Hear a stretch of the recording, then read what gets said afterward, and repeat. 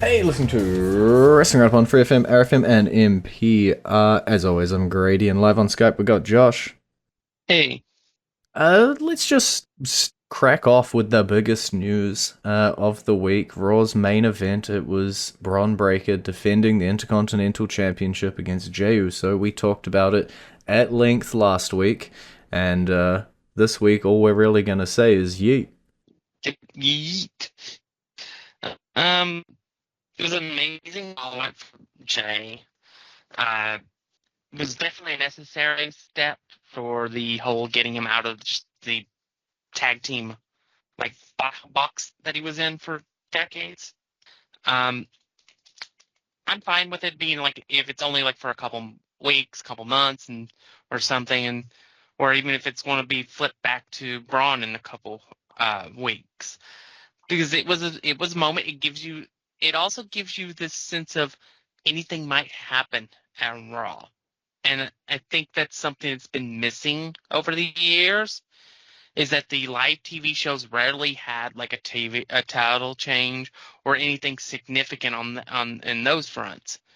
So I think it was necessary. Yeah, I think we've had eras where I think they've tried to push that anything can happen any week, kind of piece, and it is really cool to see a title change here. It's almost like the big titles right now are involved in big long running storylines, in terms of the world title and the WWE Championship, and they've sort of got their course plotted out, and then the titles like the Intercontinental Championship, we can swap on to people like Jey Uso who have gotten way over, who need something and need that little bit of a boost. And the title has been pretty prestigious, having Gunther holding it previous, having Braun still destroying people, and main event Jey Uso is still pretty high up in the rankings of Raw, I would say. I do remember like years ago when um, it was I think it was Jimmy that got hurt and they took Jay off television. And I said back then that was a big mistake. 'Cause I saw the charisma, I saw the personality. I thought maybe in the time that he's gone, because I think it was a knee injury that was going to take him like a year to recover from. Mhm. Um, I don't remember what the injury was, but I know it was something that was significant amount of time. And instead of using him, seeing what you would have as a solo star, they just put him on the bench until until Jimmy came back. And I think if we had done that then, we would have had a massive star in Jey Uso, or at least something that wouldn't have taken the 4 years of the Bloodline storyline to make a massive star out of him. Yeah, I think it was an interesting one in terms of, as you say, he has been. Oh, I'm gonna pull up the stat because you posted the exact amount of days. Hold on, 5,236 days, and I would argue that for probably about 5,000 of those, he was a tag team guy. Um, and just recently, they finally want to see what they got, and they have gold. Just because the two of them are twins doesn't mean that that's all they can do. Don't put them in that box. Yeah, yeah. It's better to have two massive stars or two stars in general than just one massive tag team star. As much as we harp on like the weakness of the tag team divisions and stuff, the WWE is in general runs off of solo stars. Very rarely do you get where the top stars is a tag team or the top act. Mhm. So it's better to have main event Jay doing his thing, and then you can do something with Jimmy and maybe have him be in the middle of the card, and still have something that you can do with him as a star. Maybe not to the level of Jay, because I always like Jay more than Jimmy anyway. But I'm just happy to see him getting his moment, the crowd being rewarded for being so faithful in him. And I'm interested in seeing what he does with the Intercontinental title and and where he goes from here. I'm also very interested in where Braun goes from here. Because if he doesn't get the title right back, what does he do? I'd say maybe work with the winner of the last Monster Standing match that we're going to have. And maybe that's something you could do for a little bit. Maybe they're preparing him for the Royal Rumble. And maybe we're going to get a Braun Breaker in a main event world title match a lot sooner than we were expecting. Yeah, it does. It feels like something is there for the guy, right? Like, we predicted his meteoric rise. He came out, he picked up the Intercontinental Championship. We always said, that was a stepping stone, that it was on his way to greatness. We've said future world champion somewhere down the line when the time is right. And you point out the last monster standing, which we'll talk about in a second, but, Bronson Reed, Braun Strowman, I would put him in that category as guys who can just absolutely wreck shop, destroy people, and be dominant in that sort of way. And so, yeah, I want to see all three of them just go at it. Yeah. Wade Barrett said it best about Braun Breaker. He can do what your favorite heavyweight can do, and then flip the switch and do what your favorite cruiserweight or light heavyweight can do. And that's perfect explanation of what Braun Breaker brings to the table. He is fast, strong, and talented. Also, props for Joe Tessadori. He made that moment that much bigger. And he's only, 3 weeks on the job now? Yeah, I was going to say I hadn't heard the guy's name until he showed up, a couple weeks ago, and he's making a pretty strong impression already. So yeah, what can you say? It's just that was a great match, great way to end Raw, and I think at the beginning it's just going to be one of those things that we're going to look back at like this was something that made both of them, and go from there. So let's talk about the monsters then, which, as I said, is a category that Braun Breaker could fall into, but for now, the feud is Bronson Reed, Braun Strowman. We talked about them last week. We said they're gonna need a stipulation when they go at it. They ended up getting it. Last monster standing. They're gonna absolutely tear the house down, I'm sure. That's a literal sentence as well. There will be no house left after the fact. And yeah, they just continue to beat the HE double hockey sticks out of each other. Yeah, I honestly, I legitimately want to see them go all over the arena, and I want them to be just absolute destruction in their wake. I don't care what it is. I want to see them just tear things apart and beat the living hockey sticks out of each other, and just go. Heck, even if you have to, make it a cinematic match. If you absolutely have to, and that way you can truly tear things up. But I want them to absolutely tear everything apart. Make it the last match of the night. That way there's nobody that has to wrestle in a broken ring, because I want them to break the ring.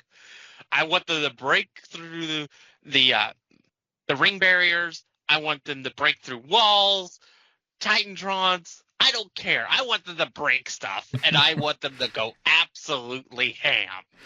You want there to be nothing left at the end of it. I want it to be a literal war, look like a literal war zone. That's what I want to see. And I really do believe that is what we're going to get as well. Like, we've been getting little tastes of it.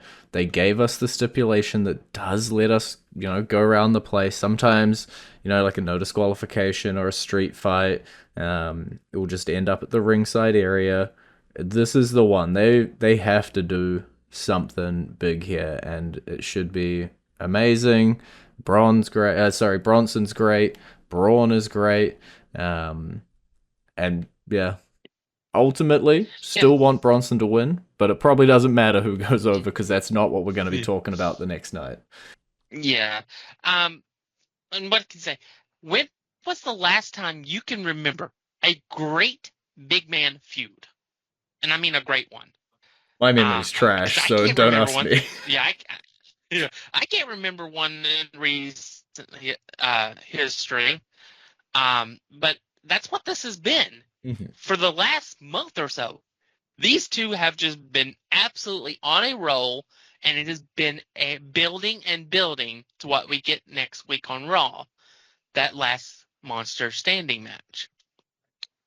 Yeah, a lot of the times when it comes to the big men like this, we will get, a one off big meaty men kind of match, and then that's it. Um, but yeah, these dudes have stretched it. I do think Last Monster Standing is probably the end between the two of them, unless they give us an ending that teases that there could be a little bit more. But I'm not gonna hate it if there's more. If you told me there was more, I'd be like, okay, let's see what they got in the tank. And we're a little bit early in the show, but I'm still gonna play our entrance theme. Which, to nobody's surprise, is our brand new Intercontinental Champion, main event, Jey Uso.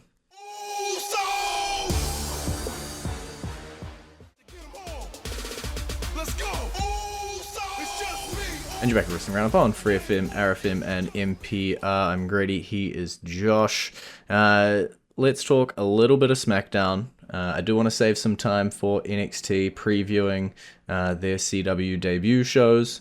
But let's talk Nia Jax and her title. We had Bayley and Naomi going against Nia Jax and Tiffany Stratton Tornado tag match. If Bayley and Naomi win, the person who got the pinfall is number one contender. Both of them get the pinfall. Lovely finish after a Tiffany Stratton fault as well. So quite a bit of storytelling elements there. Yeah, yeah. There's a lot that's still. There's still questions. Obviously, it's going to end up being a triple threat because that's the solution that's always made. I would like to see them maybe go off the grain and have Naomi and Bayley have to fight each other for that spot. But yeah, it'll be a triple threat, which is fine. I think in the end, Nia will still retain, but yeah, and then you just have Tiffany in the background with that briefcase, constantly making mistakes that end up costing Jax either momentum or matches or just causing her to have a headache. It's I'm not a sure fun how long. dynamic. Yeah, I don't know how long Tiffany's going to hold the briefcase, but it does look more likely every day that she will cash in on Nia Jax. Yeah, it's the whole piece, right? Like, as a champion, maybe it makes sense to, but it's a little weird for your best friend to be carrying around the Money in the Bank briefcase, you know? You got to be constantly looking over your shoulder, worried that there will be a cash in. And the sort of messing her up, we don't necessarily need Nia Jax Bayley again. Nia Jax Naomi could be interesting. A triple threat potentially could lead to Tiffany Stratton cashing in not on Nia. There is options. Yeah, a triple threat also allows Tiffany to interfere legally if that is the way they're gonna go. But yeah, I can't. We're already cheering Tiffany. It's Tiffy time. The fans are there. I think her betraying or turning on Nia, cashing in and taking the title and running away would be quite the turn, and the fans probably would receive it quite well, I imagine. Probably. But it's all about timing, and we just don't know when that trigger is going to get pulled, and that is always the question. Just so we don't run out of time, I'm gonna jump over to NXT. We can come back to SmackDown if we got more time at the end. But we do have NXT's live debut onto the CW, held in Chicago, ish. And we've got 3 big matches: NXT Championship, NXT Women's Championship, and a street fight. So let's, I guess, run those ones down, see what everybody thinks is going to happen. Wesley, Zachary Wentz, we are running it back, but in a street fight. This is match 2. I think this one goes to the West. I do think there will be a match 3. Maybe TNA's Bound for Glory, but I think there will be a match 3 between these two. Yeah, we keep saying it, right? Like I thought match one would go to Wentz on NXT. Match two go to Wiz maybe on TNA. But you're right. Maybe match three they sort of up the stakes. You know, you have two on NXT, goes one each way. Go up the stakes. Go to TNA, put it on one of their big shows, and then just have them, tear the house down, and whoever comes out on top comes out on top. Um, yeah, I think it's got to go one for one, surely. And then, you know what? Let's talk about NXT Championship first, since we're talking about rematches. Ethan Page, currently holding the title, coming in as champion. Trick Williams as number one contender after winning the number one contendership. And CM Punk is going to be that special guest referee in his hometown to, I'm sure, call it right down the middle. Yeah, it's going to be very interesting on seeing how this works out. I honestly don't know. This is one of those things where it's like, yeah, I could see Trick Williams regaining the NXT Championship here. I think that is perfectly reasonable. I could also see Ethan Page continually being that chicken-ass type of heel that still finds a way to steal the win and retain his title.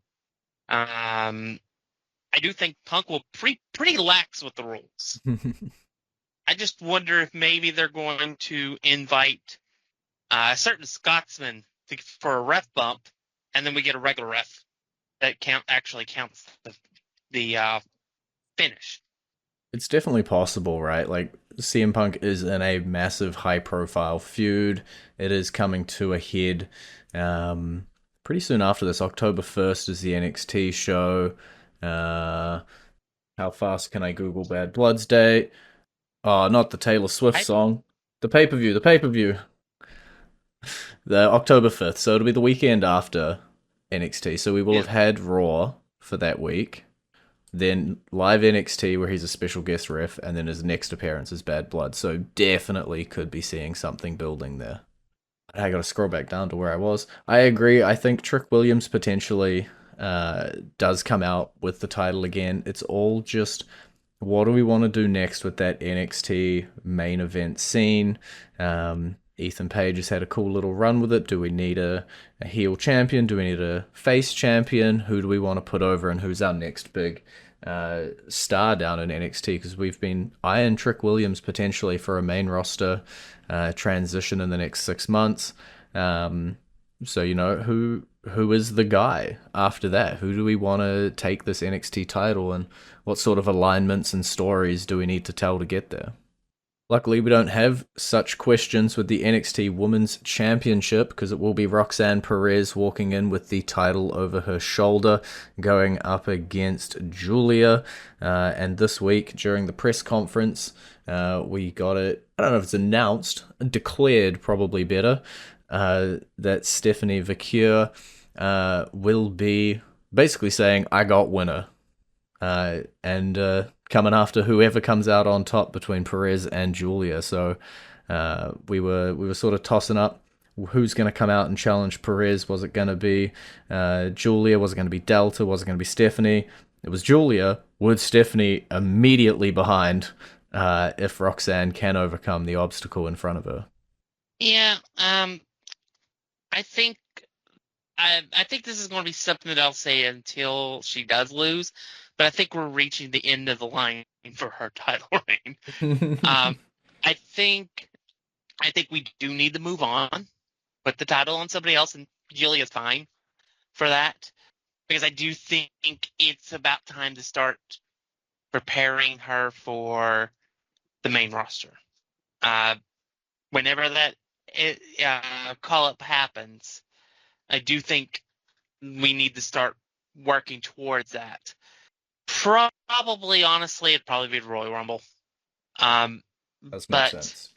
I do think we need to start the road to getting her to the main roster, getting her up, getting her away from this title, which she has done an amazing job with. But it's like it's basically Asuka at the end of her reign. She's run through everybody, and they're bringing in people to challenge her with big names. But at this point, it's like we need to move on. Yeah. Fortunately, since she has had 2 title reigns, she doesn't have that undefeated record to have to deal with. So she can legitimately lose. Yeah, 100%. I think there's no way her run lasts out the end of the year, and I might end up eating those words, but I'm pretty confident in them. When you got women of that caliber sitting in the wings, ready to go, and stepping up to challenge her next, and that's both from a storytelling debut perspective. Do you want Giulia and Stephanie to both lose in sort of their first big championship attempts just to continue some Roxy momentum? I don't think so. I could see her potentially overcoming the odds with Giulia here. If you'd asked me a couple weeks ago, my confidence would have been, a 99% Giulia win. It's been shaken a little bit in the week leading up to now. I'll have to see how it looks next week. I'll have to see how it looks on the day. But there's a chance she could overcome one of the obstacles. I just don't see her overcoming all of the obstacles and still walking out of the next few months as champion. As you say, main roster is clearly the goal, and sooner rather than later. We could see her sort of Braun Breaker it, lose the title and do a couple non-title feuds before she heads out of it. There is definitely options. She just doesn't need the title really to be telling those stories on her way out of NXT. Well, that is the 3 big feature matches for NXT's CW preview. We still got minutes, which means I can jump us back to SmackDown, where we get, a lot more bloodline storyline as we go through. As you can expect from an episode of SmackDown, we got a segment with Cody Rhodes and Roman Reigns talking about if they can trust each other. Do they actually have each other's back when we get to Bad Blood? And they got that tag match against Solo and Jacob. We got the Bloodline beating up Kevin Owens, setting up a 6-man tag match with DIY. And then DIY getting beaten up by the Bloodline and replaced by the Street Profits, and really just end in SmackDown in a big brawl. And a little bit of Cody and Owens, friction between the two of them. Yeah, the one word, first thing, one word, cinema. That promo between Roman and Cody was absolutely mesmerizing. I loved everything about it. I think it's the best promo Cody has done since he's come back to WWE. I think everything just hit the way it needed to. Makes a lot of sense, I think. These two do bring the best out of each other. I think Cody Rhodes and Roman Reigns. And it's always a pleasure to see them together. I might not be taking the storyline in the exact direction I expected, the exact direction that I want, but as long as they're entertaining you week to week, does it really matter if it's what you expected, And I don't think anybody can deny that they are entertaining week to week. Yep. Yeah, and it gave more questions about whether or not Cody and Roman can work on the same page for this upcoming match, because of the history that they had with that 2-year feud, and the fact that that Cody beat Roman when he was so unbeatable. Can Roman put his ego aside to work with Cody? Are you asking, can they coexist? Basically, yes. Can they coexist? Can they put their differences aside long enough to take out Solo Sikoa and Jacob Fatu? I think, obviously, this isn't our Bad Blood preview show. We'll get to that next week, so I'll just leave a little bit of parting words before we run out of time here. But that's the really important thing to think about, right? It's not just can they put their differences aside and come out with a win. They got to put their differences aside and still beat Solo and Jacob Fatu. You know, that's not two chumps sitting across the ring from them. It's a difficult challenge for anybody, and so then you add that layer on top of the can they coexist. Odds aren't looking amazing. But I am sure we will talk about that plenty next week as we look ahead at Bad Blood. Because for now, we have run out of time. It's been great talking to you. Maybe. You can visit our Facebook page, facebook.com/WrestlingRND, our Twitter page, twitter.com/WrestlingRND, our YouTube page, youtube.com/WrestlingRND. And we will see you next week.